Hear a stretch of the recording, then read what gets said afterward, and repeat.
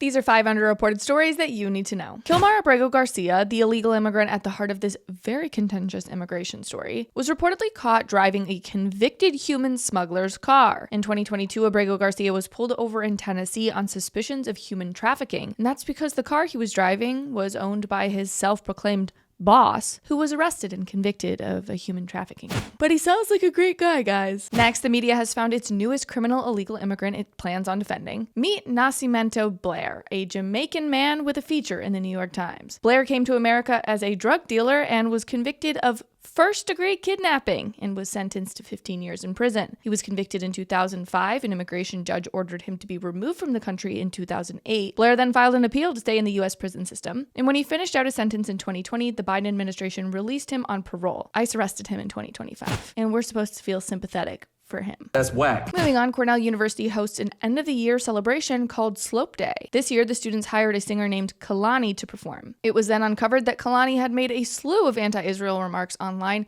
including calls for the dismantling of the Jewish state. Cornell rescinded Kehlani's invitation, and this has sparked a massive online conversation and debate about whether this is about free speech or pro-Western values. Let me know your thoughts. Next, the Supreme Court heard oral arguments in the case called Mahmoud versus Taylor. The case is religious parents, Muslims, Jews, and Christians coming together to sue a public school system that refuses to allow parents to opt out of lessons that include conversations about LGBT issues. Now, I can already tell you that the morons of this world will start to frame this as the Supreme Court is ruling about whether LGBT books are allowed in classrooms or not. That is not what this case is about. This is about whether parents have the right to opt their children out of lessons that they deem morally, spiritually, and emotionally damaging for their children. And finally, a court ruled that Sarah Palin was not defamed by the New York Times. Back in 2017, the New York Times authored an editorial linking Palin to a mass pew-pewing and assassination attempts on Arizona Representative Gabrielle Giffords. Palin alleged in court that she received death threats following the Times editorial linking her campaign rhetoric